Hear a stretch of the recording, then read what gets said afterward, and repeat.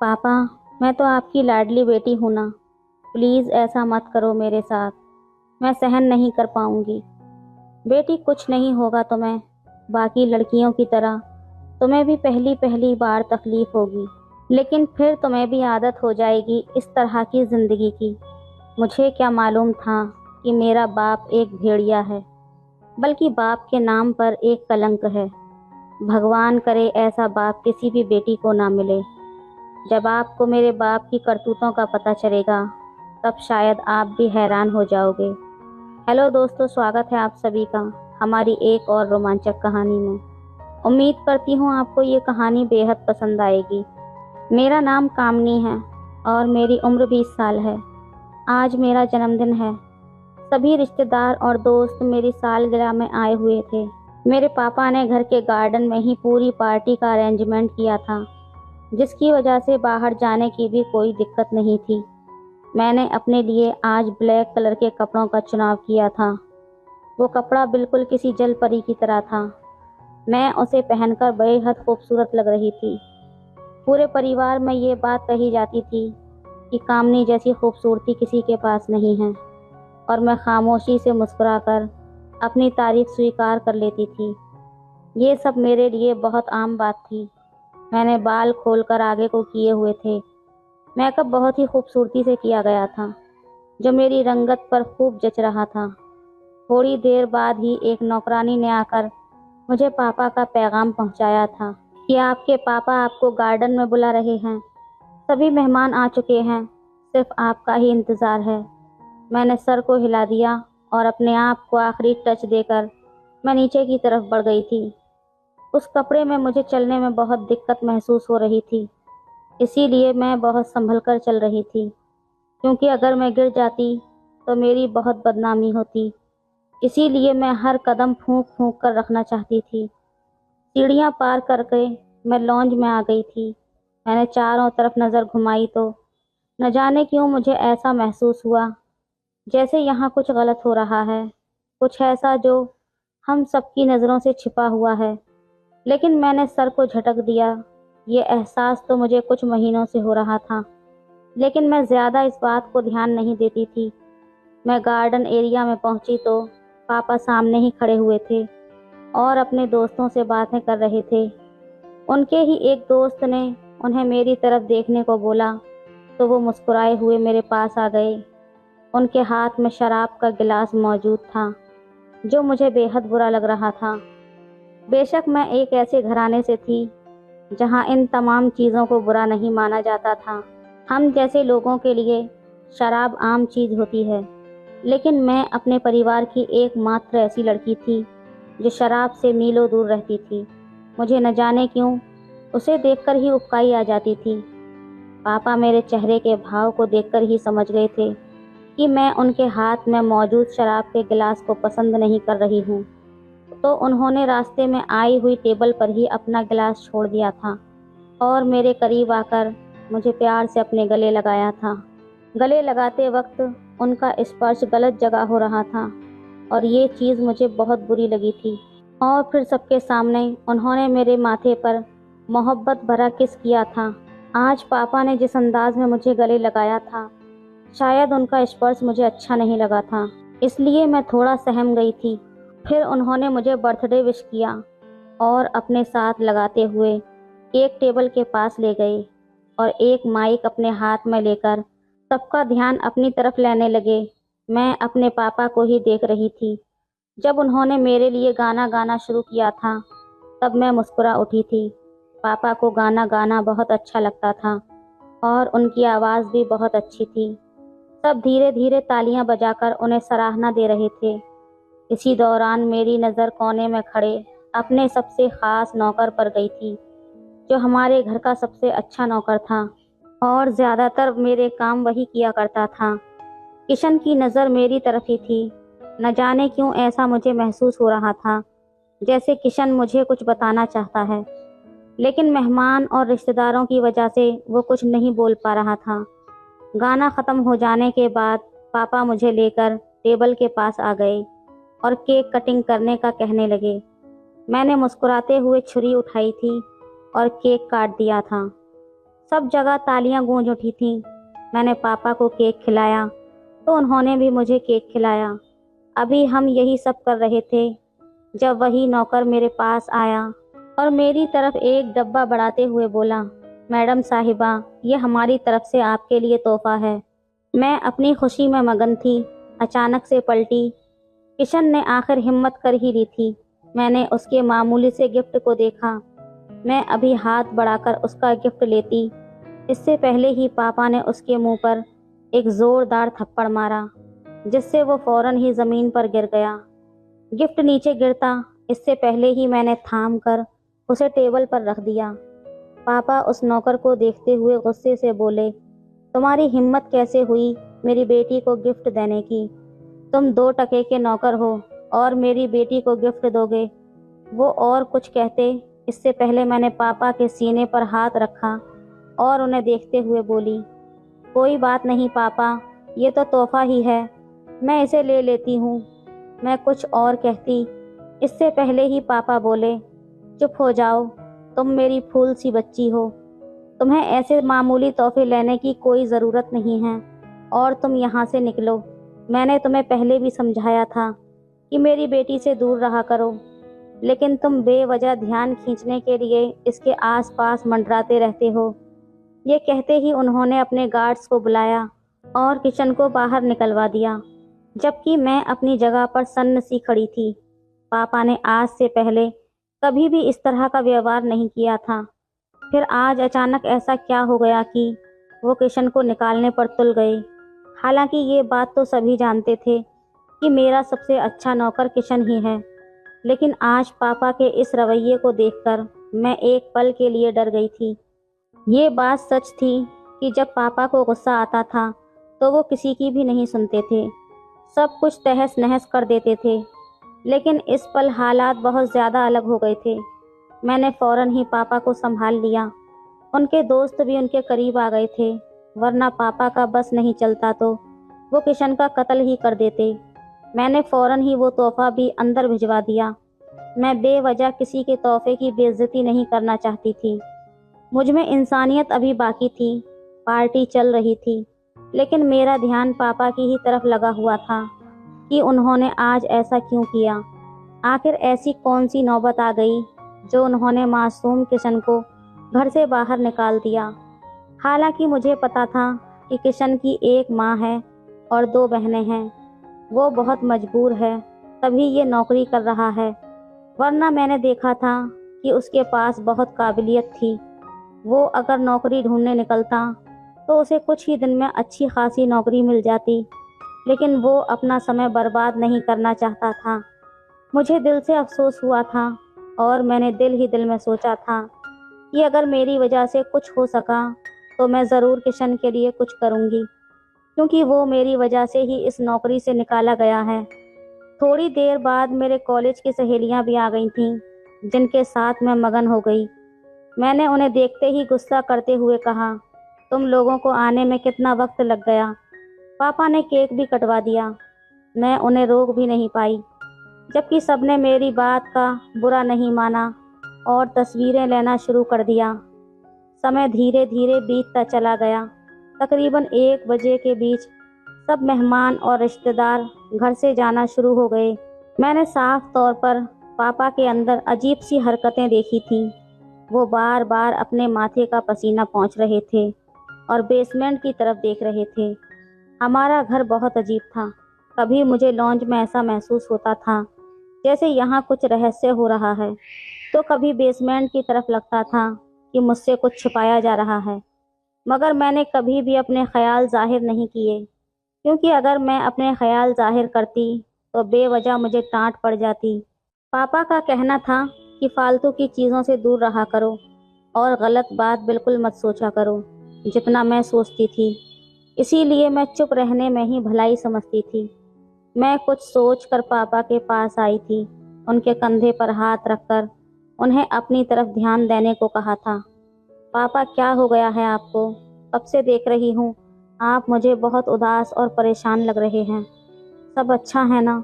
मेरी बात सुनकर पापा ने एक नज़र मुझ पर डाली और सर को हल्के से हिलाकर बोले, तुम एक काम करो, आराम करने के लिए कमरे में अंदर चली जाओ, मैं थोड़ी देर में एक काम निपटा कर आता हूँ। ये कहकर उन्होंने अपने कदम गाड़ी की तरफ बढ़ा दिए थे, जबकि मैं एकदम परेशान हो गई थी। मैं उन्हें आवाज़ देना चाहती थी, लेकिन चुप रह गई। पापा का कहना था कि जब मैं कहीं जा रहा हूँ या किसी काम के लिए निकल रहा हूँ तो कभी भी मुझे पीछे से आवाज़ मत देना, ये अशुभ होता है। मेरे पापा इन सब चीज़ों पर बहुत विश्वास रखते थे, इसलिए मैंने चुप रहने में ही भलाई समझी और चुपचाप अपने कमरे में चली गई। कमरे में जाकर मैंने अपने कपड़े तब्दील किए और बिस्तर पर आराम करने के लिए लेट गई। अभी मैं आंखें बंद करती उससे पहले ही मेरा मोबाइल बज उठा। रात के 2 बजे का समय हो रहा था और इस वक्त किसी का फ़ोन आना परेशानी की निशानी होती है। पापा भी बाहर थे। मैंने बेचैन होकर अनजान नंबर रिसीव किया और फ़ोन कान से लगा लिया। तभी एक भारी और ख़ास आवाज़ मेरे कानों से टकराई। अगर बेहतरी चाहती हो तो अपना ख्याल रखो, हर चीज़ से दूर रहो, खास करके अपने बाप से, वरना बहुत नुकसान उठाओगी।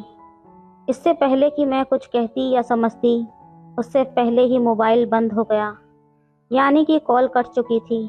मैंने दोबारा उसी नंबर पर डायल किया था, क्योंकि मेरे दिल में अजीब सा शक पैदा हो गया था। मुझे अपने पापा से भला क्या खतरा हो सकता था, लेकिन अब नंबर ही बंद जा रहा था। वो जो भी था, मुझ तक कोई संदेश पहुंचाना चाहता था, लेकिन उसके दबे हुए अल्फाजों ने मुझे परेशान करके रख दिया था। काफ़ी देर तक मैं मोबाइल हाथ में पकड़े इसी बारे में सोचती रही और फिर ये सोचकर सर को झटक दिया कि हो सकता है कोई दोस्त मुझसे मजाक कर रहा हो, मुझे डराने की कोशिश कर रहा हो। वैसे भी आज मेरा बर्थडे था, यही सोचकर मैंने अपना ध्यान भटका लिया था। लेकिन दिमाग के किसी कोने में ये बात अटक गई थी कि कुछ असामान्य है। वैसे भी जब मैंने होश संभाला था, तभी से मैं अपने आसपास कुछ न कुछ महसूस करती रहती थी। ऐसा लगता था जैसे मेरे पापा किसी गलत काम में शामिल हैं। जब भी वो अचानक घबरा जाते हैं, आधी रात को घर से निकल जाते हैं और मुझे सब चीज़ों से दूर रखते हैं। कई बार मैं उनके बिजनेस में दखल देने की कोशिश करती थी या उनके ऑफिस जाने की ज़िद करती थी, तो वो साफ मना कर देते थे कि कोई ज़रूरत नहीं है, तुम बस घर पर रहा करो, तुम्हें वहाँ आने की कोशिश भी नहीं करनी है। मैं वजह पूछती तो ये यही कहते, अभी तुम्हारी उम्र ही क्या है जो तुम बिजनेस में शामिल होना चाहती हो। अभी पढ़ाई करो और मौज मस्ती करो, घूमो फिरो, यही तो दिन है एंजॉय करने के। लेकिन मैं सबसे अलग थी। बचपन में ही मम्मी का इंतकाल हो गया था। मेरे अलावा मेरा और कोई भाई बहन नहीं था जिसके साथ मैं खेलती। बस एक अम्मा जी थीं जो हमारे घर की नौकरानी थीं, उनसे ही मेरी बातचीत हो जाती थी। इसके अलावा एक पापा थे और कोई नहीं। मेरी ज़िंदगी में भी सिर्फ 2 ही दोस्त थे। इसके अलावा तो बस नाम के ही दोस्त थे, जो सिर्फ पार्टी और मेरे स्टेटस की वजह से मेरे करीब आए थे। इन बातों ने मुझे बहुत गंभीर बना दिया था। अकेलापन इंसान को बहुत ज़्यादा समझदार बना देता है। मेरे साथ भी ऐसा ही हुआ था।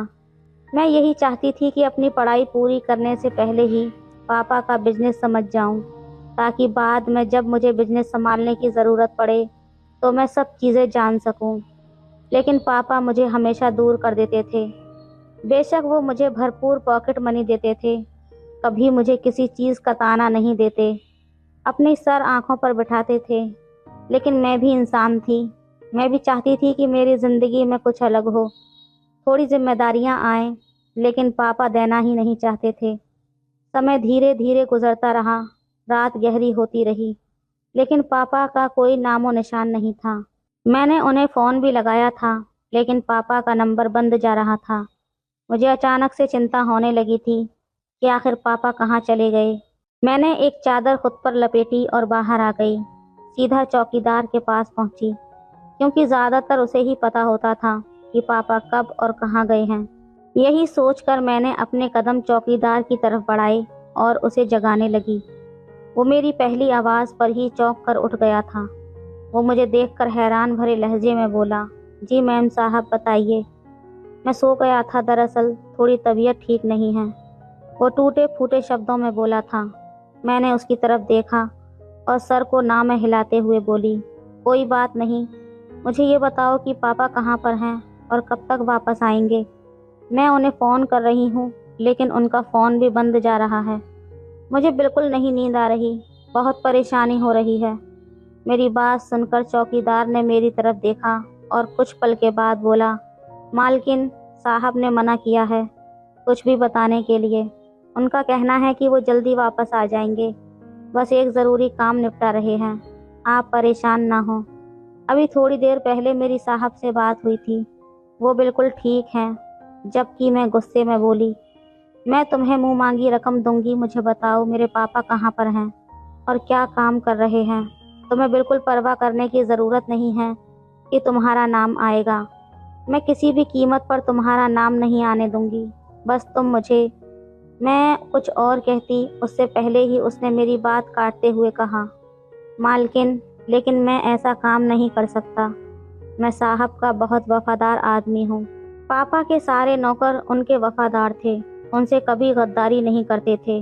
न जाने क्यों मेरे दिल में एकदम ख्याल आया कि क्या फिर किशन पापा से गद्दारी कर रहा था। पल भर के लिए मैं बिल्कुल चुप हो गई थी और खामोशी से अपने कमरे में अंदर चली गई।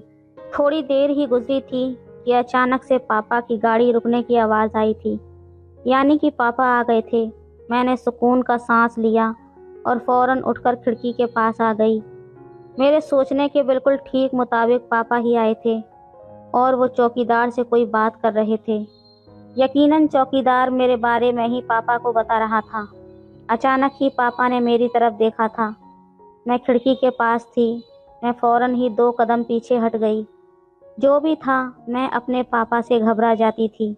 रात के इस पहर अगर वो मुझे जागता हुआ देख लेते तो यकीनन वो मुझ पे बहुत गुस्सा करते, इसलिए मैं जल्दी से बिस्तर पर लेट गई। पापा अब आ चुके थे, इसलिए मुझे अब इत्मीनान हो गया था। आंखें बंद करते ही मैं गहरी नींद में चली गई। वक्त धीरे धीरे गुजरने लगा था। मेरी सालगिरह को बीते हुए 15 दिन हो चुके थे। मेरी मामूली ज़िंदगी अपनी डगर पर ही चल रही थी। सुबह सवेरे जागना, कॉलेज के लिए तैयार होना, नाश्ता करके कॉलेज के लिए निकल जाना, वहाँ से 2 बजे वापस आना और थोड़ी देर अम्मा जी से बात करने के बाद आराम करना। यही मेरी ज़िंदगी का हिस्सा था। मगर आज कुछ अलग था। मैं अभी अपने कंप्यूटर पर बैठी कुछ काम कर रही थी जब अचानक अम्मा जी कमरे में आईं और मुझे देखते हुए बोली, क्या कर रही है मेरी लाडो बेटी। उनका अंदाज हमेशा ममता से लबरेज होता था, इसलिए मैंने उन्हें कभी नहीं टोका था। मैंने उनकी तरफ देखा और प्यार से बोली, बस अम्मा जी एक प्रोजेक्ट पर काम कर रही हूँ, दुआ कीजिए कि नंबर अच्छे आएँ। वो फ़ौरन मेरे पास आकर प्यार से मेरे माथे पर किस देते हुए बोली, मेरी दुआएं तो तुम्हारे साथ हमेशा से ही हैं। वैसे मैं सोच रही थी कि तुम और मैं आज मार्केट चलें। मैं कुछ पल के लिए खामोश हो गई। बाबा ने कभी भी मुझे किसी चीज़ के लिए नहीं रोका टोका था। मेरा जहाँ दिल चाहता था, जब जी चाहता था, मैं चली जाती थी। दोस्तों के साथ घूम फिर आती थी। कुछ लेना होता था तो शॉपिंग मॉल भी चली जाती थी। अब अचानक से अम्मा जी का आना और मार्केट के लिए कहना, मैं कुछ पल के लिए चुप हो गई थी। मेरा इरादा मार्केट जाने का नहीं था, क्योंकि मुझे अपना प्रोजेक्ट कंप्लीट करना था। मैं अम्मा जी की तरफ देखते हुए आराम से बोली, आज नहीं अम्मा जी, कल चलेंगे। मैं ये प्रोजेक्ट पूरा करना चाहती हूँ, क्योंकि फिर 2 दिन ही मेरे पास होंगे कॉलेज में इसे सबमिट कराने के लिए। मैं कुछ और कहती उससे पहले ही वो बोल पड़ी, मुझे कुछ नहीं पता, तुम्हारी अंग्रेज़ी मुझसे मत बोलो, तुम मेरे साथ चल रही हो, बस मैंने कह दिया। मैं बस अपने कपड़े बदलने जा रही हूँ, तुम भी अपना हुलिया ठीक कर लो। वो अधिकार जताते हुए बोली और वहाँ से चली गई, जबकि मैं अपना सर थाम कर बैठ गई थी। मुझे अब समझ नहीं आ रहा था कि मैं क्या करूँ। मैं अम्मा जी का दिल भी नहीं तोड़ना चाहती थी और मेरे लिए प्रोजेक्ट भी बहुत अहम था। कुछ पल सोचने के बाद मैंने एक फ़ैसला लिया कि मैं अम्मा जी के साथ चली जाती हूँ। वो इतनी मोहब्बत से मेरे पास आकर बोली थी कि अब उन्हें इनकार करना उनकी बेइज्जती होगी। यही सोचकर मैंने अपना प्रोजेक्ट बंद किया और वॉशरूम जाकर कपड़े बदल लिए। मैंने ब्लैक कलर का सूट पहना था। मैं बाहर आई तो अम्मा जी सफ़ेद शलवार कमीज़ पहने हुए खड़ी मेरा इंतज़ार कर रही थीं। मैंने पास जाकर उन्हें चलने के लिए कहा। फ़ौरन ही ड्राइवर ने हमारे लिए दरवाज़ा खोल दिया। मैं अम्मा जी के साथ पीछे बैठ गई थी और उनकी तरफ देखते हुए बोली, अच्छा आप बताइए कहाँ जाना है और क्या ख़रीदना है आपको। वो फ़ौरन से बोली, मैंने अपनी लाडो को तोहफ़ा नहीं दिया था। मुझे साहब ने तनख्वाह इस बार थोड़ी देर से दी है। चलो मैं तुम्हें तोहफ़ा दिलाऊंगी। हम मार्केट चलते हैं, जो घर के करीब ही है। जबकि मैं उनके प्यार पर बहुत मुस्कुराई थी और उनकी तरफ देखते हुए बोली, आप ही मेरे लिए सबसे बड़ा तोहफ़ा हैं। मुझे किसी तोहफ़े की ज़रूरत नहीं है। और रही बात सालगिरह की, तो दिन निकल चुका है। आपको फ़िक्र करने की ज़रूरत नहीं है। मैं कुछ और कहती उससे पहले ही वो बोली, सही बात है, हम तो नौकर हैं, इसलिए तुम हमारा तोहफ़ा नहीं लेना चाहती। किसी और की तरह तुम मेरा तोहफ़ा भी फेंक दोगी। उनकी बात सुनकर मेरा चेहरा तो लाल हो गया था और मैंने सर ना में हिलाते हुए कहा, नहीं अम्मा जी, ऐसी कोई बात नहीं है। मैं तो आपकी वजह से बोल रही थी। अच्छा चलिए छोड़िए, आपको जो तोहफ़ा दिलाना है मुझे दिला दीजिए, मुझे बहुत खुशी होगी। ये बोलकर मैंने ड्राइवर को आदेश दिया और करीबी मार्केट की तरफ ले जाने के लिए कह दिया। कुछ पल की दूरी के बाद हम मार्केट पहुंच गए थे। अम्मा जी अपनी शॉपिंग में मगन हो गई थीं और मैं अपनी शॉपिंग में। काफ़ी अरसा हो गया था मैं मार्केट भी नहीं आई थी, इसलिए मैं मगन अंदाज में अपने लिए चीज़ें खरीद रही थी। अभी थोड़ी ही देर हुई थी जब मुझे अचानक ऐसा महसूस हुआ जैसे कोई मेरा पीछा कर रहा हो। किसी की नज़रों की तपश मुझे लगातार अपनी पीठ पर महसूस हो रही थी। मैंने बेमन मुंह घुमाकर देखा, लेकिन कोई भी वहां मौजूद नहीं था। मैंने अपने ख्याल को झटककर आगे बढ़ गई और अपने लिए चूड़ियां लेने लगी, मगर अचानक किसी ने मेरा नाम लेकर पुकारा। मैंने फौरन पीछे की तरफ देखा, वहां किशन खड़ा था। उस समय वो ब्लैक पैंट और शर्ट में था और काफ़ी आकर्षक लग रहा था। कुछ पल के लिए तो मैं उसकी शख्सियत को देखकर हैरान रह गई कि वो इतना बदल गया है। मुझे कुछ लम्हे लगे उसे पहचानने में, वरना आम तौर पर मुझे उसे भूलना नहीं चाहिए था, क्योंकि सिर्फ 15 दिन ही तो बीते थे उसे नौकरी से निकाले हुए। वो मुझे देखते हुए बोला, कैसी हैं मैडम, तबीयत वगैरह ठीक है आपकी? उसका अंदाज बिल्कुल बदला हुआ था। मैंने हैरानी से किशन को देखा कि वो किस लहजे में मुझसे बात कर रहा था। हालांकि वो मुझे मैडम साहिबा या मालकिन कहता था। मैंने सिर को हल्के से झटक दिया और उसे देखते हुए बोली, हाँ किशन, मेरी तबीयत भी ठीक है और हालात भी। तुम बताओ तुम कैसे हो? उस दिन पापा ने तुम्हारे साथ जो भी किया उसके लिए मैं माफ़ी मांगती हूँ। पापा को शायद ऐसा नहीं करना चाहिए था। दरअसल वो थोड़ा, मैं कुछ और कहती इससे पहले ही वो बोला, काफ़ी दिनों से आपका पीछा कर रहा था, आपसे मिलने की कोशिश कर रहा था, लेकिन हिम्मत नहीं होती थी। आपके साथ गार्ड्स भी होते थे और आप व्यस्त भी रहती थी, लेकिन आज शायद आप फुर्सत से शॉपिंग करने आई हैं। मैंने सर को हल्की झलक दी जब वो मेरी तरफ देखते हुए बोला, आपने वो तोहफ़ा खोला जो मैंने आपको दिया था? उसके अचानक सवाल पर मैं झेंप गई। मेरे पास खूब धन दौलत थी, लेकिन इसके बावजूद मैं बहुत साधारण स्वभाव की थी। मैं किसी के साथ बदतमीजी से पेश नहीं आती थी, बल्कि हर किसी को अहमियत देती थी और किसी को कमज़ोर नहीं समझती थी। मैं किशन को देखते हुए बोली, नहीं, अभी तक मौका नहीं मिला। माफ़ी चाहती हूँ, दरअसल उस समय अफरा तफरी ऐसी हो गई थी कि मुझे मौका ही नहीं मिला। खैर मैं अभी देखूंगी, तुम परेशान मत हो, और इस तोहफे के लिए बहुत शुक्रिया। यकीन मानो मैंने अब तक इस तोहफे को संभाल कर रखा है। मैं ज़रूर आज जाकर देख लूँगी कि तुमने मुझे क्या दिया है। मैं कुछ और कहती उससे पहले ही उसने मेरे कंधे पर हाथ रखा और मेरी आंखों में झांकते हुए बोला, आपके लिए बेहतर होगा मैडम कि जल्द से जल्द उस तोहफे को देख लें, वरना बहुत देर हो जाएगी। और अगर आपको हकीकत पता चल जाए तो मेरे तोहफे के डब्बे के नीचे एक नंबर होगा, उस पर कॉल कर लेना। बाकी मैं आपके लिए दुआ करूँगा। ये कहते ही वो अचानक मेरी नज़रों से ओझल हो गया। मैंने चारों तरफ नज़र दौड़ाई, लेकिन वो भीड़ में कहीं खो गया था। हम जिस मार्केट में आए थे वो मुझे पसंद नहीं थी, मगर मैंने अम्मा जी की खुशी की खातिर यहाँ आने में राहत जानी। अचानक अम्मा जी मेरे सामने आ गईं और मेरी तरफ एक शॉपिंग बैग बढ़ाते हुए बोलीं, माफ़ करना, देर से तोहफा दे रही हूँ, लेकिन याद रखना बहुत दिल से लिया है तुम्हारे लिए। मैंने मुस्कुराकर उनसे वो बैग ले लिया और उन्हें देखते हुए बोली, अगर कुछ और ख़रीदना है तो आप ले लीजिए, पे मैं कर दूंगी, आपको परेशान होने की ज़रूरत नहीं है। वो मुझे देखकर ना में सर हिलाते हुए मेरा हाथ थाम गईं और मुझे लेकर गाड़ी की तरफ चल पड़ीं। हालांकि मुझे भी दो चार चीज़ें खरीदनी थीं जो मुझे पसंद आई थीं, लेकिन किशन ने बात ही इस किस्म की कर दी थी कि मेरे दिल में अब जिज्ञासा पैदा हो गई थी कि आखिर उस तोहफे के अंदर ऐसा क्या है जो मेरी ज़िंदगी को बदल कर रख देगा, जो मुझे एक बड़े ख़तरे से बचा लेगा। उस डब्बे के नीचे नंबर, ये सब क्या कहानी थी? मैं इस गुत्थी को अब सुलझा देना चाहती थी, इसीलिए मैं खामोशी से घर की तरफ बढ़ चुकी थी। अम्मा जी अपने क्वार्टर में आराम करने के लिए चली गई थीं, जबकि मैं फ़ौरन अपने कमरे में आई थी। मुझे बिल्कुल याद नहीं था कि मैंने किशन का तोहफा कहाँ पर रखा है, इसलिए मैं पागलों की तरह पूरा कमरा बिखेर चुकी थी, लेकिन उसका तोहफा मुझे कहीं भी नहीं मिला।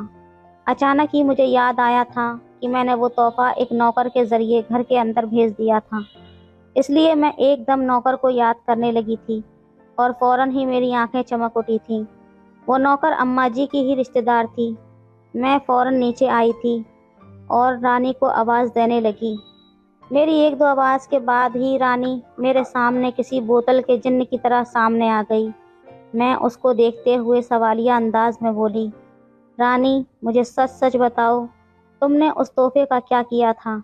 जबकि मेरे सवाल पर रानी के माथे पर नासमझी के एक्सप्रेशन आए थे और वो मुझे देखते हुए बोली थी, क्या मतलब मैडम साहिबा, मैं आपकी बात नहीं समझ पा रही हूँ। कौन सा तोहफा और मैंने क्या करना है?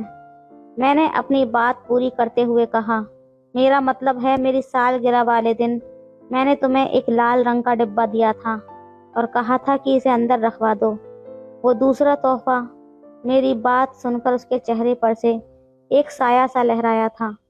वो मुझे देखते हुए परेशान होकर बोली, आपके पापा का गुस्सा देखकर हमने यही सोचा कि इसे कूड़ेदान में फेंक देना चाहिए, लेकिन हम लोग डर गए थे, इसलिए हमने पता नहीं कहाँ रख दिया। हमें भी याद नहीं आ रहा, लेकिन इतना याद है कि हमने वो तोहफा किचन में या फिर लॉन्ज या ड्राइंग रूम में रखा था। हम फ़ौरन ढूंढ देते हैं, वो बहुत ही सलीके से बोली थी, जबकि मैंने सर हिलाकर उसके साथ वो तोहफा ढूंढना शुरू कर दिया था। उस तोहफे में एक गहरा राज था जो अब मुझे जानना था, और यही चीज़ मुझे टेंशन में डाल चुकी थी।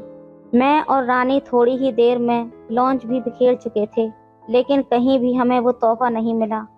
मैंने गुस्से से रानी की तरफ देखा, जबकि वो फ़ौरन बोली, मैडम साहिबा मैं किचन में देख लेती हूँ, शायद वहाँ पर हो। और मैं फ़ौरन ही ड्राइंग रूम की तरफ बढ़ गई।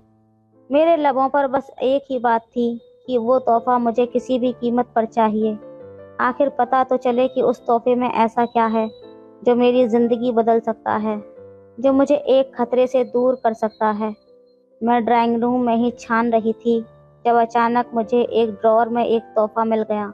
मैंने फ़ौरन खुदा का शुक्र किया और रानी को मना कर दिया कि अब मत ढूंढो, मुझे मिल चुका है। मैं वहीं बैठकर उस तोहफे को खोलने के बारे में सोच रही थी। वो तोहफा एक मामूली से रैपर में लिपटा हुआ था। एक पल के लिए मेरे दिल में डर भी जागा था कि आखिर इसमें ऐसा क्या है जो मेरी जान बचा सकता है, जो मुझे एक खतरे से दूर कर सकता है।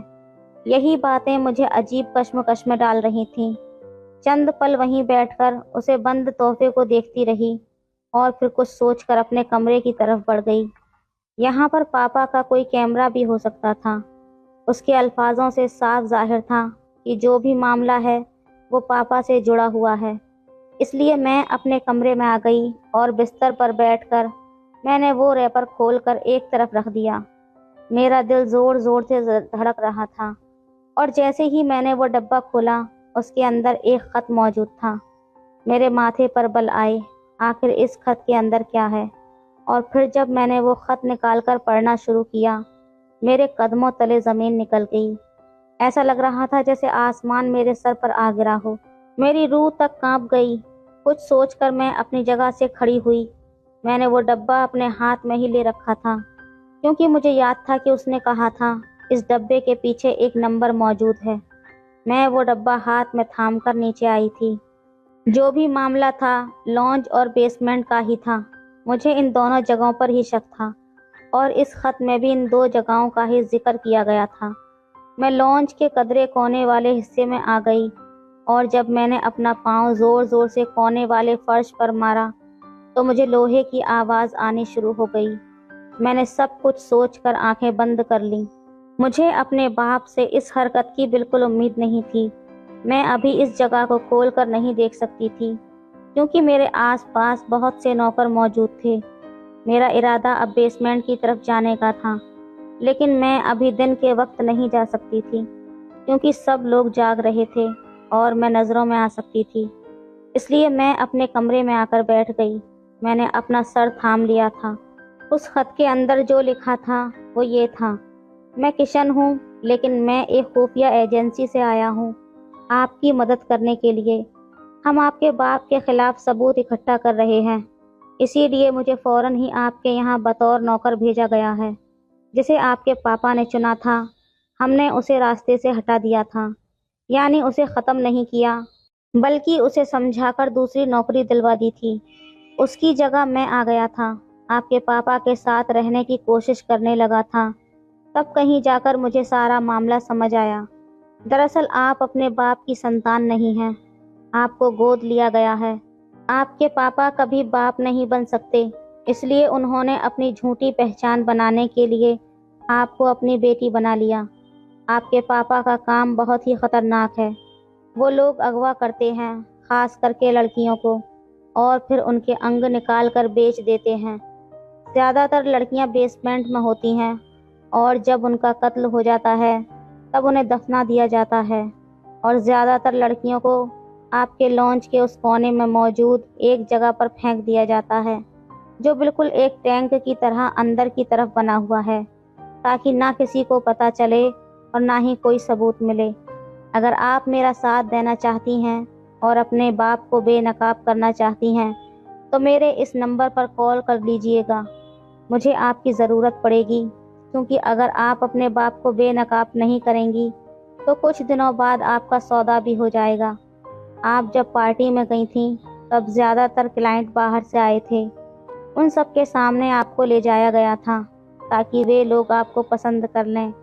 आपको मारा नहीं जाएगा, ना ही आपके अंग निकाल कर बेचे जाएंगे, बल्कि आपको ऐसी जगह बेच दिया जाएगा ताकि आपके शरीर का इस्तेमाल करके अमीर आदमी लज्जत हासिल कर सकें। दुनिया में यही मशहूर है कि आप राजवीर खुराना की बेटी हैं, मगर ये सच्चाई नहीं है। अगर आपको यकीन नहीं है तो आप अपना डीएनए टेस्ट भी करवा सकती हैं। ये बातें मेरे दिमाग बंद करने के लिए काफ़ी थीं। सबसे पहले मैं बेसमेंट चेक करना चाहती थी, इसके बाद ही मैं आगे बढ़ती। किशन की बात सही थी। पार्टी के दौरान मुझे कई बार अपने वजूद पर गहरी निगाहें महसूस हुई थीं और अपने पापा का स्पर्श भी गलत महसूस हुआ था, लेकिन मैं हमेशा अपना सर झटक दिया करती थी कि कहीं नहीं, ऐसा कुछ नहीं है, ये सब मेरी गलतफहमी है। मैंने जो कपड़ा पहना हुआ है शायद इसी वजह से सब मुझे देख रहे हैं, मगर कुछ तो अलग था। और अब लॉन्च के अंदर उस जगह से आवाज़ आना इस बात की निशानी थी कि पापा कुछ तो कर रहे हैं। अब रात धीरे धीरे गुजरती चली गई थी।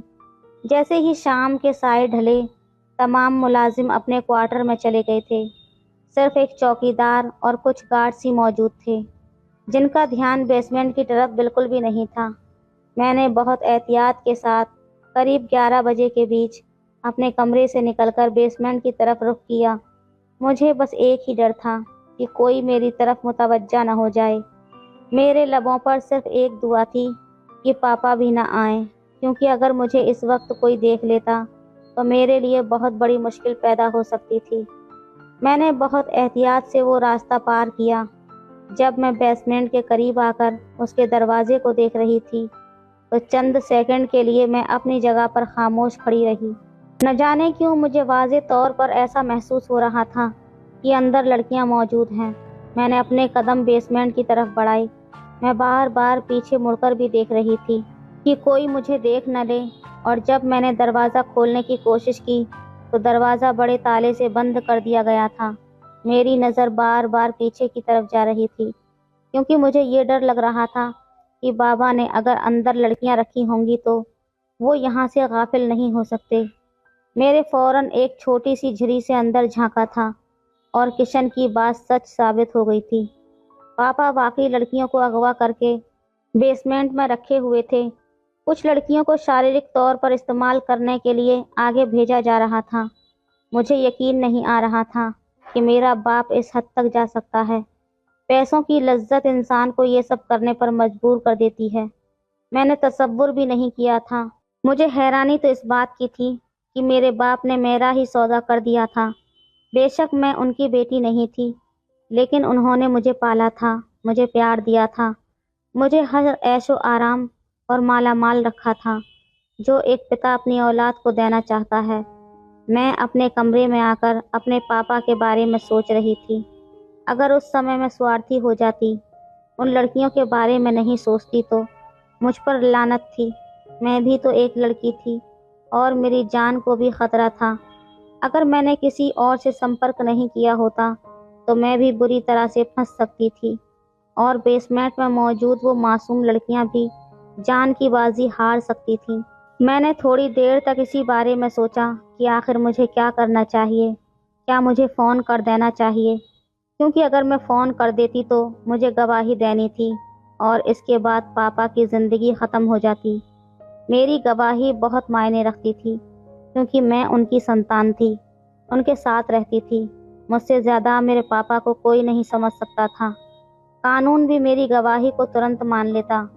कुछ सोचकर मैंने गहरी सांस ली और उस नंबर पर फ़ोन डायल कर दिया। मेरे पहली बेल पर ही कॉल उठाई गई। सामने से कोई और बात कर रहा था।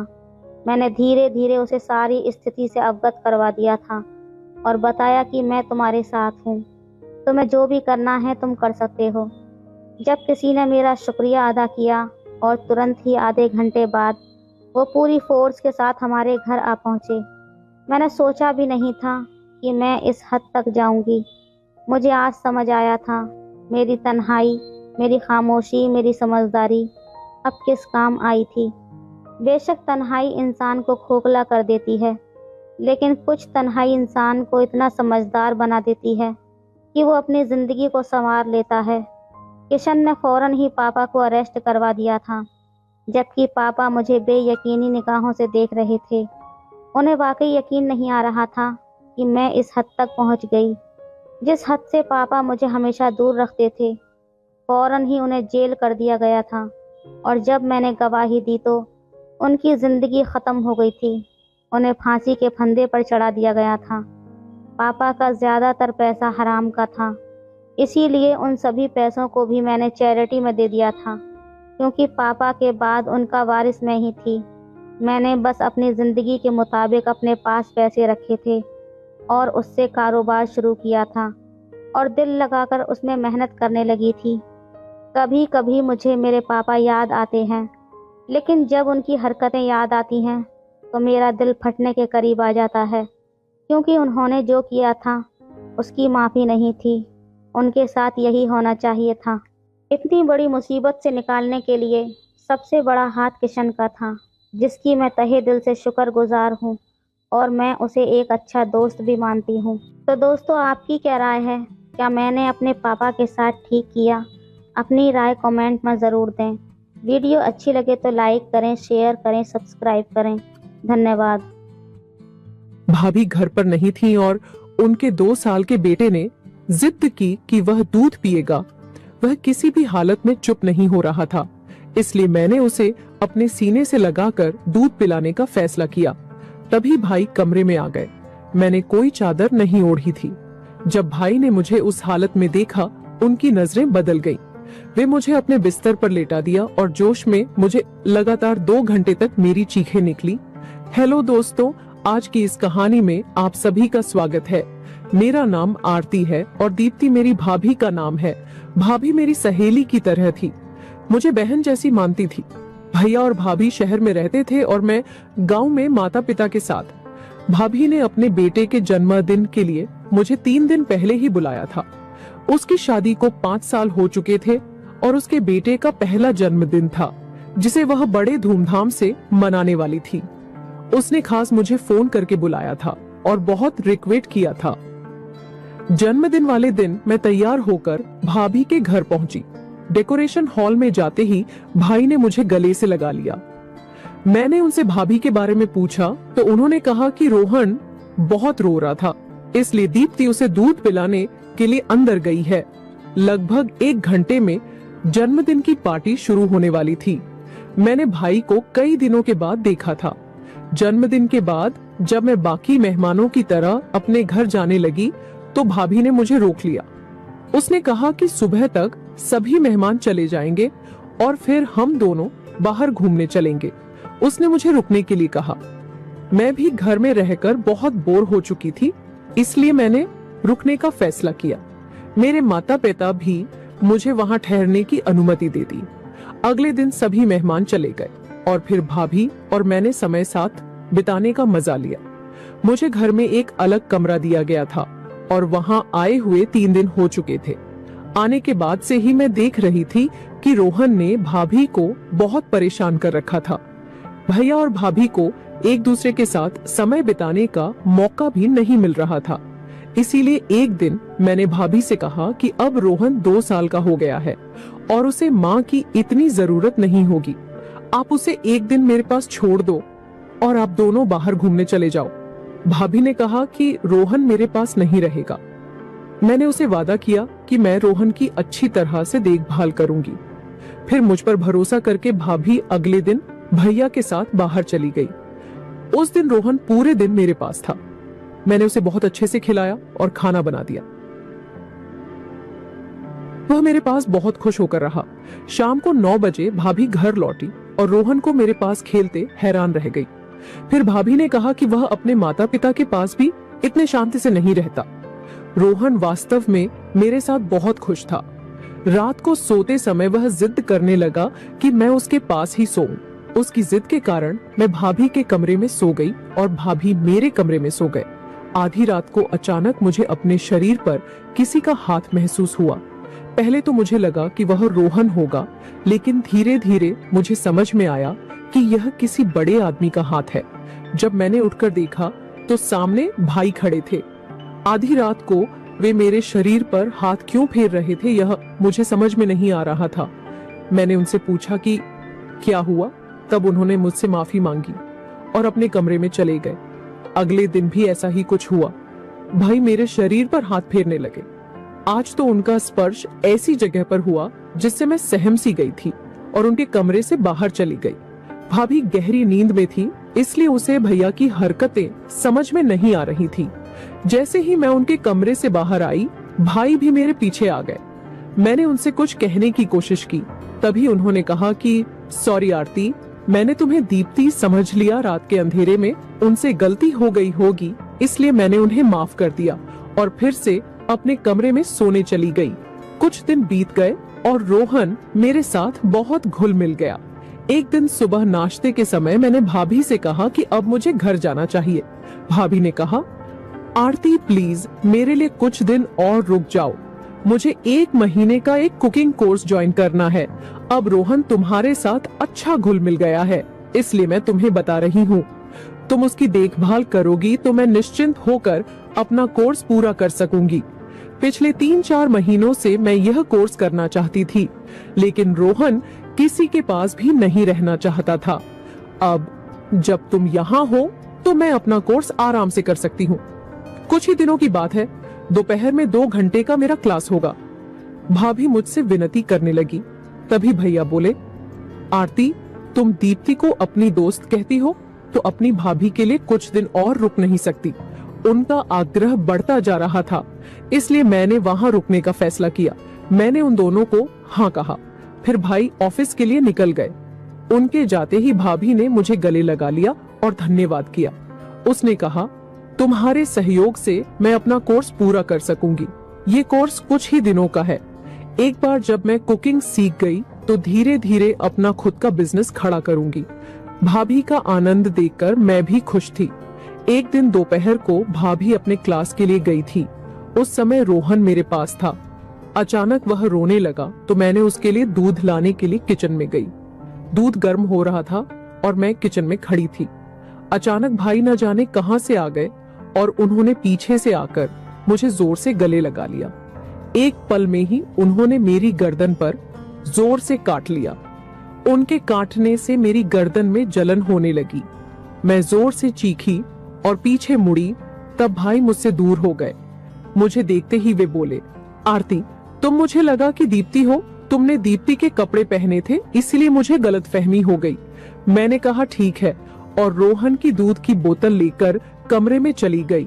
कुछ देर बाद भैया अपने कमरे में आए और मेरी गर्दन पर लगाने के लिए बर्फ लेकर आए। उन्होंने कहा, आरती, मेरी वजह से तुम्हें चोट लगी, मुझे अच्छा नहीं लग रहा। मेरी गलती की सजा मुझे मिलनी चाहिए। ऐसा कहते हुए वे अपने हाथ से मेरी गर्दन पर बर्फ मलने लगे। उनकी नजरें कुछ ठीक नहीं लग रही थी। तब मैंने कहा, भाई, आपकी मदद के लिए धन्यवाद, अब मुझे अच्छा लग रहा है। फिर मैं बोली, भाई, कुछ घंटे पहले तो आप ऑफिस गए थे, आज इतनी जल्दी घर कैसे आ गए? इस पर उन्होंने कहा, आज ऑफिस में ज्यादा काम नहीं था, इसलिए जल्दी घर आ गया। उनकी बातों पर सहमति जताकर मैं उनके कमरे से बाहर निकल आई और रोहन को दूध पिलाकर सुला दिया। कुछ देर बाद भाभी घर आई। शाम को चाय पीते समय हम सब साथ में बैठे थे। तब भैया ने कहा, रात को हम डिनर के लिए बाहर चलते हैं। भाभी ने मना कर दिया और कहा, रात को 7 बजे से मेरी कुकिंग की ऑनलाइन क्लास है। अभिषेक, मैंने तुम्हें पहले ही बताया था। भाभी ने पहले ही अपने ऑनलाइन क्लास के बारे में भैया को बता दिया था। फिर भी भैया ने डिनर की बात करी। आगे उन्होंने कहा, दीप्ति, तुम सिर्फ अपने बारे में मत सोचो। अगर तुम डिनर पर नहीं जा सकती तो मैं आरती को बाहर ले जाता हूँ। वह पिछले कुछ दिनों से हमारे लिए कितना कुछ कर रही है। उसके आने के बाद से वह घर में ही है, उसे भी कभी बाहर जाना चाहिए। भैया ने अपनी मीठी बातों में भाभी को इस कदर फंसा लिया कि उसे उनकी बात सही लगी। फिर भाभी ने कहा, आरती, तुम्हारे भैया सही कह रहे हैं। तुम सच में हमारी बहुत मदद कर रही हो। तुम घर में बोर हो गई होगी। शाम को तुम अपने भाई के साथ डिनर पर जरूर जाओ। शाम को भैया मेरे कमरे में एक 1 पीस ड्रेस लेकर आए। फिर उन्होंने कहा, डिनर पर जाते समय ये ड्रेस पहन लेना, ये ड्रेस दीप्ति ने तुम्हारे लिए भेजी है। भैया की बातों में मुझे दम लगा। महसूस हुआ, ऐसा लगा कि भाभी के नाम पर उन्होंने ही अपनी पसंद का ड्रेस ला कर दिया है। खैर, डिनर का समय हो गया था, इसलिए मैंने वह ड्रेस लिया और तैयार हो गई। जब मैं तैयार होकर बाहर आई तो भाभी ने कहा, अरे वाह, तुम तो अपने भाई के साथ डिनर पर जाने के लिए बहुत उत्सुक लग रही हो। भाभी की बातों से लगा कि शायद वह ड्रेस उसने नहीं भेजा था।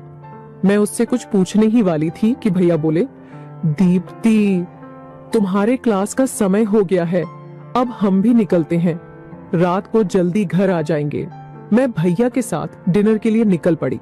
भैया मुझे जिस होटल में ले गए थे वहां मुझे परिवार के लोग कम और जोड़े ज्यादा दिख रहे थे।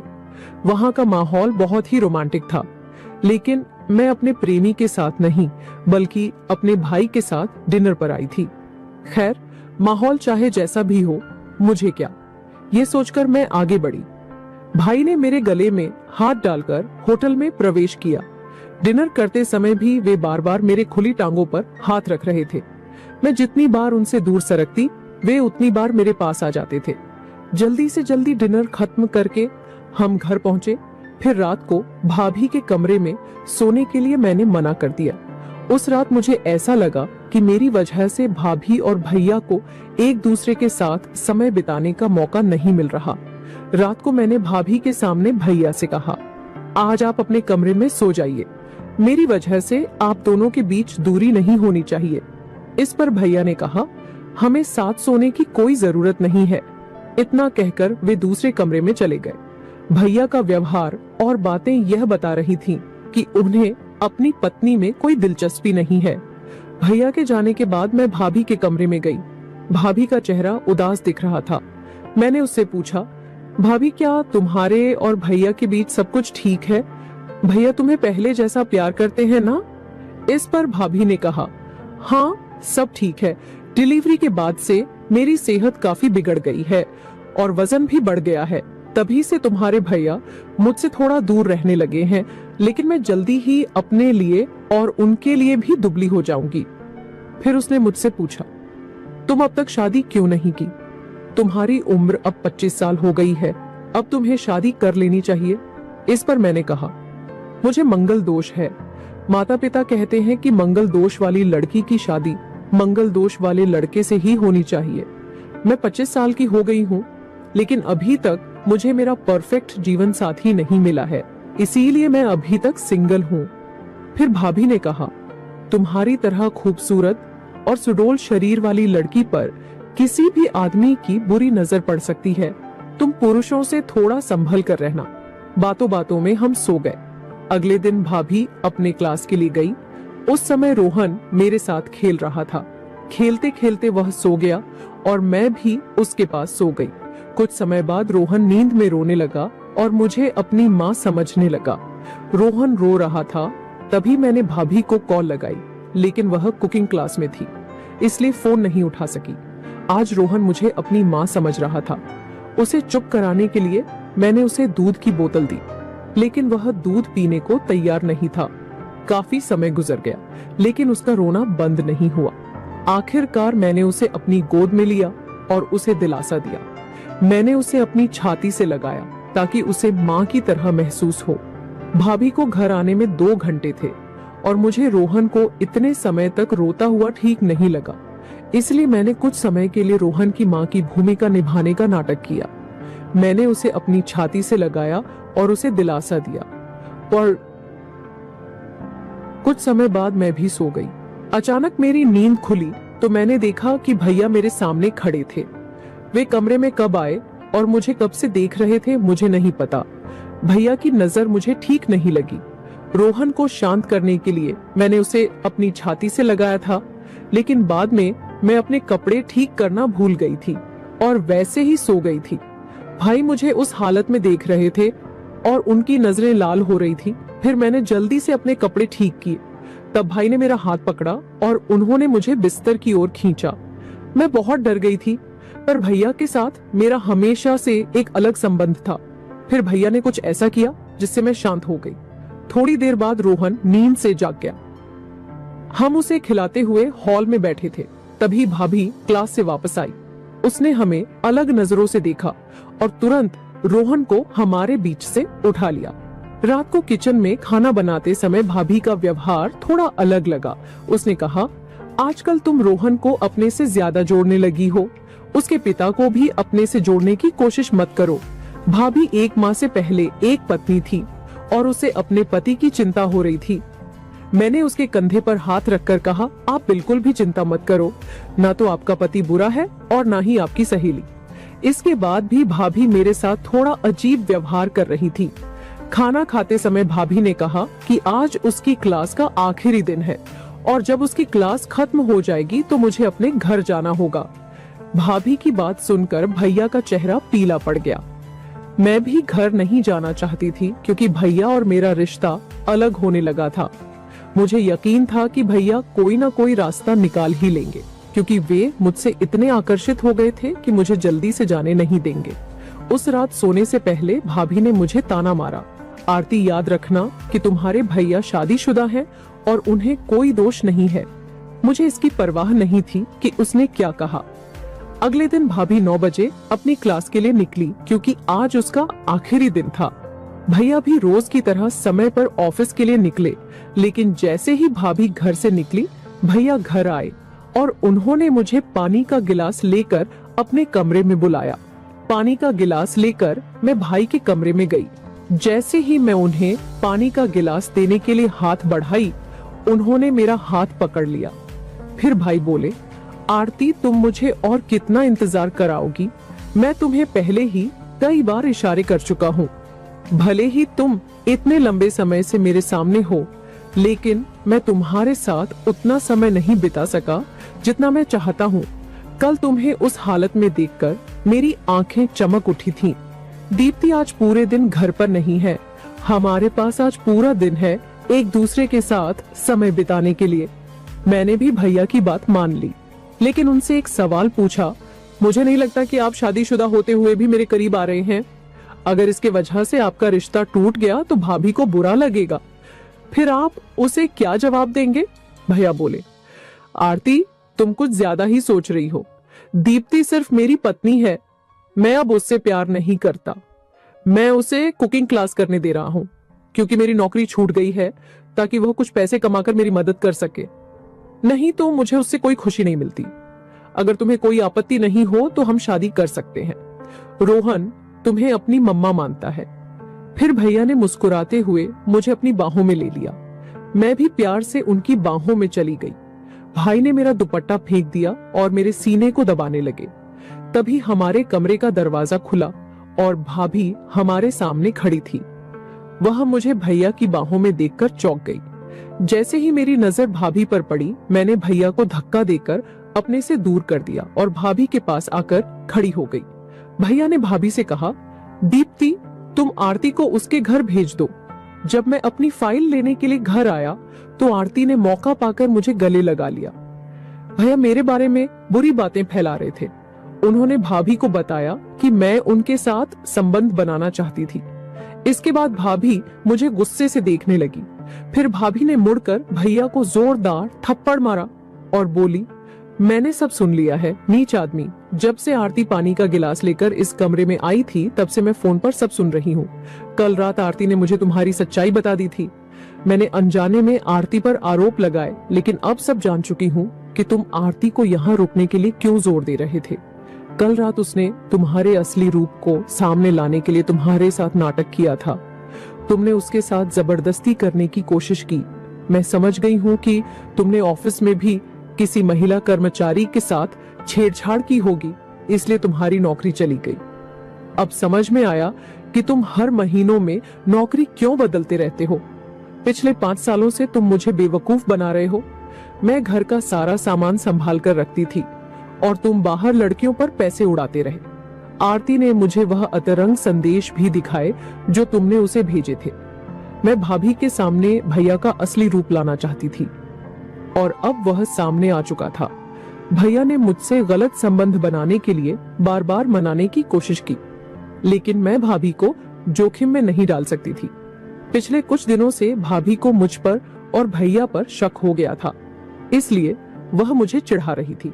आखिरकार कल रात मैंने उसे सच बता दिया कि कैसे उसका पति मेरा पीछा कर रहा है। इसके बाद भाभी ने अपने पति से अलग होने का फैसला कर लिया। मुझे लगा कि मेरी वजह से उसकी जिंदगी टूट गई और यही मैंने उससे कहा था। तब भाभी ने मुझसे कहा कि आरती तुमने मेरी जिंदगी नहीं तोड़ी है, बल्कि तुमने मुझे बहुत हिम्मत दी है। आज तुम्हारी वजह से मेरे पति का सच मेरे सामने आ गया, वरना मैं तो उसके लिए सब कुछ कर रही थी, लेकिन वह तो बाहर लड़कियों के पीछे भागने में लगा हुआ था। उसने कभी अपनी पत्नी को ठीक से देखा ही नहीं और ना ही मेरी मेहनत की कद्र की। आरती तुमने समय पर मेरी आंखें खोल दी। तुम्हारी वजह से मैं अपने कुकिंग के सपने को पूरा कर सकी। अब मैं जल्द ही अपना छोटा सा बिजनेस शुरू करने वाली हूँ। मैं अपने पैरों पर खड़ी होकर अपने बच्चे का पालन पोषण करूंगी। मुझे अपने जीवन में धमकी देने वाले लोगों की जरूरत नहीं है।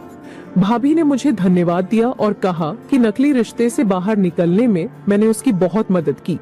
अब भाभी केवल एक माँ है और तरह तरह के केक बनाकर और ऑर्डर लेकर अच्छा पैसा कमा रही है। वह अपना और अपने बेटे का अच्छे से भरण पोषण कर रही है। भाभी आज एक स्वतंत्र महिला के रूप में जी रही है।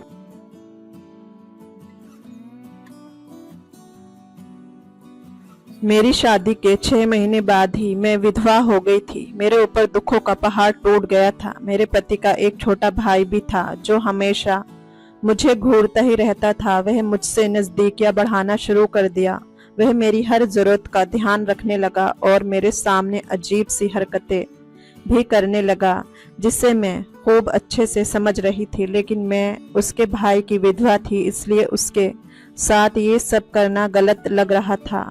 मेरा देवर अब कभी कभार आधी रात को भी मेरे कमरे में आने लगा था वह कुछ ऐसी हरकतें करता जिससे मेरे पूरे जिस्म में करंट दौड़ जाता था। फिर एक दिन मेरे सास ससुर किसी काम से बाहर गए थे और उस दिन मेरा देवर और मैं ही घर पर थे। तभी मेरा देवर मेरे रूम में आया और मुझसे बातें करते करते मेरे करीब आने लगा। धीरे धीरे वह इतना करीब आ गया कि मुझे पता ही नहीं चला मैं कब उसकी बाहों में चली गई और फिर उसने मेरे साथ। मैं कभी सोच भी नहीं सकती थी कि मेरा देवर मेरे साथ। मेरा नाम सोनिया है और मैं दिखने में सुंदर और गोरी हूँ, लेकिन मैं एक गरीब परिवार से ताल्लुक रखती हूँ। माँ लोगों के घरों में काम करती थी और पापा मजदूरी करने जाते थे, जिससे हमारा घर खर्च ही चल पाता था। मैंने ज्यादा पढ़ाई भी नहीं की थी, 8वीं तक पढ़ी थी। हम 3 बहनें थी, जिसमें से मैं सबसे बड़ी थी। जब मेरी शादी की उम्र हुई तो मेरे पापा मेरे लिए रिश्ता देखना शुरू कर दिए। कुछ दिन बाद मेरा रिश्ता एक मिडिल क्लास फैमिली में तय हुआ। मैं बहुत खुश थी कि मुझे इतना अच्छा ससुराल मिला। वह भी बहुत अच्छे परिवार और सुलझे हुए इंसान थे। उनका एक छोटा भाई भी था जो मेरे ही उम्र का था और वह बहुत समझदार और अच्छा लड़का था। और मेरे ससुराल में उनके अलावा मेरे सास ससुर भी रहते हैं। इतना अच्छा ससुराल पाकर मैं बहुत ही खुश थी। मेरे देवर का नाम वरुण था। वह अभी पढ़ाई कर रहा था और मेरे पति एक फैक्ट्री में मैनेजर का काम करते थे। वहां उन्हें अच्छी तनख्वाह मिल रही थी, जिसकी वजह से घर खर्च अच्छे से चल रहा था। धीरे धीरे वक्त गुजरता गया और शादी को 6 महीने हो गए। इस 6 महीने के समय में मैं अपने सास ससुर की सेवा बड़े अच्छे से करने लगी थी, जिससे मेरे पति हमेशा यही कहते थे कि सोनिया, तुम वाकई में बहुत समझदार हो। जैसा मैंने सोचा था तुम बिल्कुल वैसे ही हो। तुम मेरे पापा और मम्मी का बहुत ख्याल रखती हो, इसलिए वह हमेशा तुम्हारी तारीफ करते रहते हैं। फिर उनके मुंह से तुम्हारी तारीफ सुनकर मैं भी खुश हो जाता हूँ। बस तुम ऐसे ही मेरे परिवार को संभाल कर रखना। मैं उनसे कहती कि आप चिंता क्यों करते हैं, मैं अपनी तरफ से पूरी कोशिश करूंगी, आप सिर्फ अपने काम पर ध्यान दीजिए। इसी तरह मेरा देवर वरुण भी अच्छी सोच रखने वाला था, लेकिन वह थोड़ा मजाक मस्ती किया करता था, पर वह दिल का बहुत ही अच्छा था। घर में बहुत ही खुशियां थी। घर के सभी लोग मेरा भी खूब ख्याल रखते थे, लेकिन किसे पता था कि ये खुशियां सिर्फ चंद दिनों की हैं। जिस घर में खुशियां ही खुशियां थी, उसी घर में अचानक मातम छा जाएगा, ऐसा किसी ने भी नहीं सोचा था। मेरे सपने, मेरे अरमान सब के सब धरे रह जाएंगे। एक गरीब घर से मैं इस घर में आई थी, ये सोचकर मैं बहुत खुश थी, लेकिन कुदरत ने मेरे साथ ऐसा करिश्मा दिखाया कि वह सारे के सारे धरे रह गए।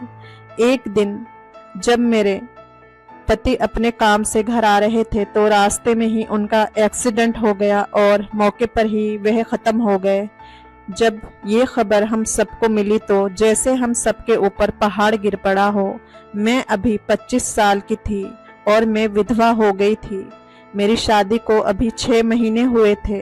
मैंने तो अभी अपने पति के साथ जी भर के प्यार भी नहीं किया था और ना ही अभी मेरा कोई सपना या अरमान पूरे हुए थे, लेकिन किस्मत ने मेरे साथ ऐसा खेल खेला कि मेरे जीवन का मतलब ही बदल गया। उस वक्त मैं ऐसे सदमे में चली गई थी जिससे बाहर निकलना बहुत ही मुश्किल हो गया था।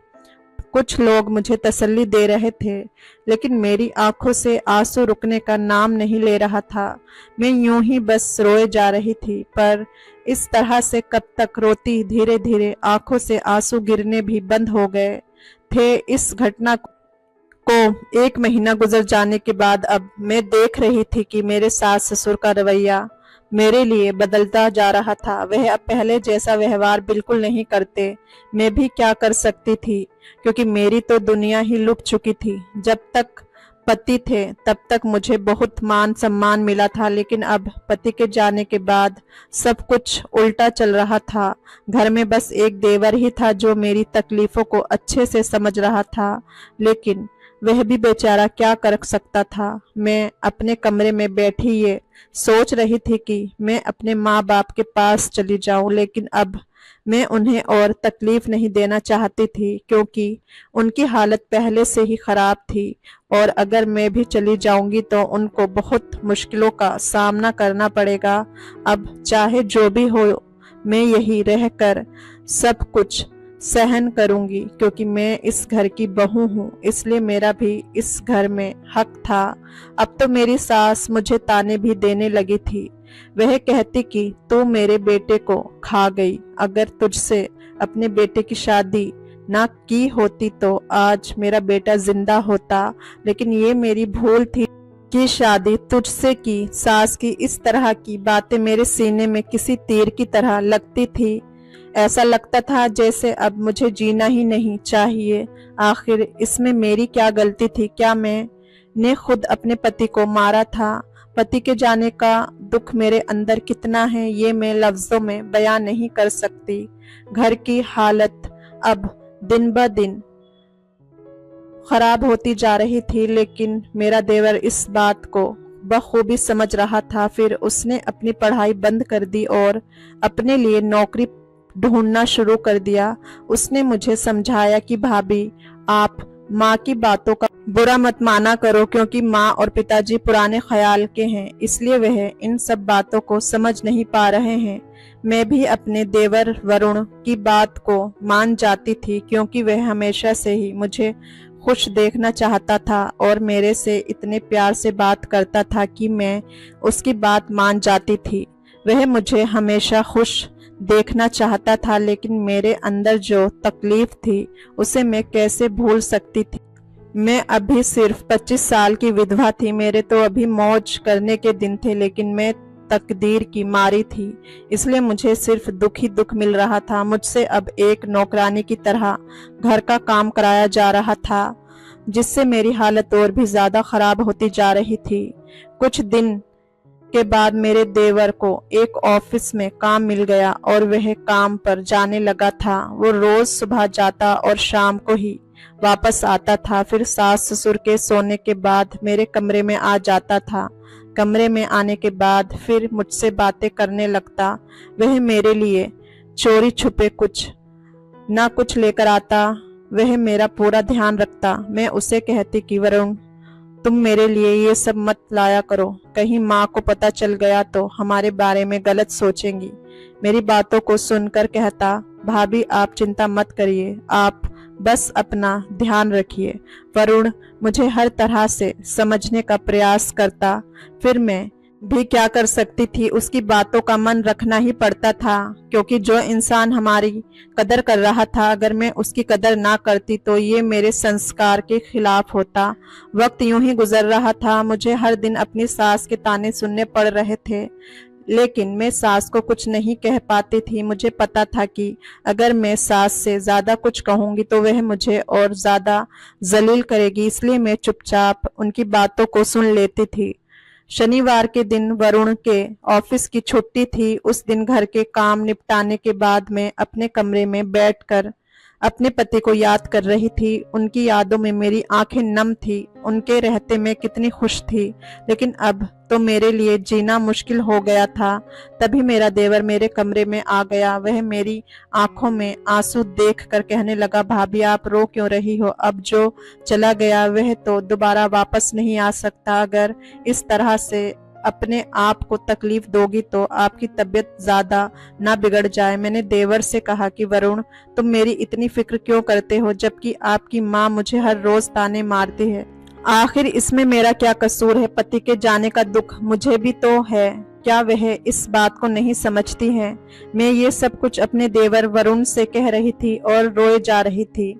तभी वह मेरी आंखों से आंसू पोंछने लगा और कहने लगा, भाभी आप तो समझदार हैं और आप समझ सकती हैं, धीरे धीरे सब कुछ ठीक हो जाएगा।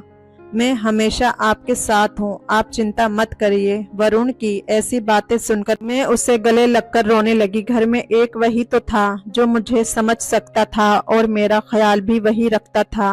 वह मुझे अपने गले लगा लिया और मेरे साथ रोने लगा। जब मैंने उसकी आंखों में आंसू देखा तो मैं तुरंत उससे दूर हटकर उसे चुप कराने लगी। कुछ देर के बाद हम दोनों चुप हो गए और आपस में यूं ही बातें करने लगे। तभी मेरी सास वहां आ गई और मुझे इस तरह से वरुण के साथ देखकर उल्टा सीधा कहने लगी। वह कहने लगी, मेरे एक बेटे को तो खा गई है, अब मेरे दूसरे बेटे को भी खाएगी क्या? आज के बाद मेरे बेटे से दूर रहना। सास की बात सुनकर तो जैसे मेरे ऊपर बिजली गिर पड़ी। मैं यूं ही फिर फूट फूट कर रोने लगी। वरुण अपनी माँ को समझा रहा था, लेकिन वह उसकी किसी भी बात को समझने के लिए तैयार नहीं थी। वह मुझे ही दोषी ठहरा रही थी। इस तरह मेरे पति की मौत को 8 महीने गुजर गए। ये 8 महीना वरुण मेरा बहुत ख्याल रखा और इसी बीच हम दोनों में नजदीकियां बढ़ गई थी। मुझे ऐसा महसूस होने लगा था कि वरुण मुझसे प्यार करने लगा है, क्योंकि इतना ज्यादा ख्याल कोई और नहीं रख सकता था। फिर एक दिन हमारे घर पर एक आदमी आया और वह मेरे सास ससुर से कुछ देर बातें किया। फिर जब वह जाने लगा तो उसने पैसे का एक बंडल मेरी सास के हाथ में रखा। ये सब कुछ मैं अपने कमरे से देख रही थी। मैं इस बात से बहुत हैरान थी कि एक अनजान आदमी मेरी सास को इतने पैसे क्यों देकर गया था। अब मैं ये बात अपने देवर वरुण को भी नहीं बता पा रही थी, क्योंकि उस दिन सास ने मुझसे जैसा व्यवहार किया था तब से मैं देवर से दूर ही रहती थी। लेकिन देवर हमेशा मेरी फिक्र करता था, मेरे हालातों के बारे में जानने की कोशिश करता था और फिर ना चाहते हुए भी उससे बात करनी पड़ती थी। आज शाम को जब वरुण घर आया तो उस समय सास ससुर कहीं बाहर गए हुए थे। तब मैंने पैसे और उस अनजान आदमी के बारे में बता दिया। वह मेरी बात पर यकीन नहीं कर रहा था। तब मैंने कहा कि वह खुद अपनी माँ से इस बारे में बात करे। थोड़ी देर के बाद जब मेरी सास घर आई तब उनके आते ही वरुण पूछने लगा कि माँ, तुम्हें कोई अनजान आदमी पैसे देकर गया है? वह कहने लगी कि हाँ, लेकिन ये बात तुम्हें कैसे पता? वरुण अपनी माँ से इसके बारे में पूछा तो वह बताने से साफ इनकार कर रही थी कि ये पैसे उसे क्यों दिए गए थे। लेकिन फिर वरुण ने अपनी कसम माँ को दी। तब वह कहने लगी कि वह आदमी सोनिया से शादी करना चाहता है। पता नहीं कब और कैसे उसे सोनिया के बारे में पता चला। फिर एक दिन वह उसे देखने भी आया था और उसे सोनिया बहुत पसंद आई थी। वह उसको पाना चाहता है। उसी दिन उसने मुझे सोनिया से शादी करने के लिए बोला था। मैंने उसे मना कर दिया था, लेकिन फिर वह मुझे बहुत सारे पैसे देने को बोला। तब मैंने सोचा कि ये ऐसे भी अब हमारी किस काम की है। इसी वजह से हम इसे घर से विदा कर देना चाहते हैं। सास के मुंह से ये बातें सुनकर मुझे ऐसा लग रहा था जैसे अभी जमीन फटे और मैं उसमें समा जाऊं। मेरे जीने की इच्छा पूरी तरह से खत्म हो चुकी थी। मेरे सास ससुर इतना नीचे गिर सकते हैं ये मैंने कभी सोचा भी नहीं था। मेरा देवर इस बात पर अपने माँ बाप को बुरा भला कहने लगा। वह कहने लगा कि भाभी हमारे घर की इज्जत है और आप अपने ही घर की इज्जत बेचने जा रहे हैं। आपको इतना भी समझ नहीं है। अगर भाभी की जगह पर आप होती और आपकी सास आपके साथ ऐसा करती तो आप क्या करती? देवर सासू माँ पर गुस्सा करने लगा, कहने लगा, भाई के जाने के बाद से मैं देख रहा हूँ कि आप लोग भाभी के साथ बहुत गलत कर रहे हैं। फिर भी भाभी चुपचाप सहन कर रही हैं, क्योंकि वह आप लोगों को सास ससुर नहीं बल्कि अपने माता पिता समझती हैं। जरा सोचो, ऐसी संस्कारी बहू आपको कहाँ मिलेगी? अरे वह तो किस्मत का खेल था कि भाई अब इस दुनिया में नहीं है। इसमें भाभी का क्या दोष है? जरा सर उठाकर भाभी की तरफ देखो। इनकी भी अभी उम्र ही क्या है और ये इतनी ही उम्र में एक विधवा की जिंदगी जी रही हैं। क्या उससे बड़ा दुख उनके लिए और कुछ है? देवर की बात सुनकर मेरे सास ससुर को अफसोस होने लगा। उन्हें यकीन हो गया था कि वह मेरे साथ बहुत गलत कर रहे थे। वह मुझसे माफी मांगने लगे, लेकिन मैं इतनी निर्दय नहीं थी कि मैं माफ ना करती। मैंने उन्हें माफ कर दिया। मैंने कहा, माँ जी, आप मेरी सास नहीं माँ हैं।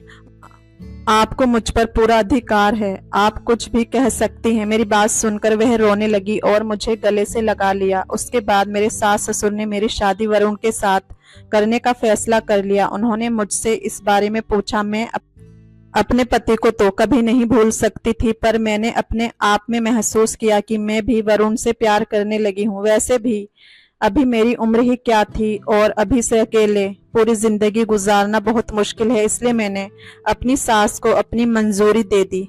2 दिन के बाद ही मेरी शादी वरुण से कर दी, जबकि मैं अपने पहले पति को कभी नहीं भूल सकती। लेकिन अब जब मुझे किसी के सहारे की जरूरत थी तब वह नहीं थे।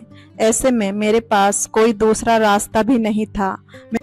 मैं खुशी खुशी वरुण को अपना पति मानकर अपने जीवन की एक नई शुरुआत कर दी और अब मेरे सास ससुर भी मेरे से बहुत खुश हैं। अब हम लोग खुशी खुशी एक साथ जीवन गुजार रहे हैं। दोस्तों, कहानी पसंद आई हो तो लाइक, शेयर और चैनल को सब्सक्राइब जरूर करें। फिर मिलेंगे एक नई दिलचस्प कहानी में। धन्यवाद।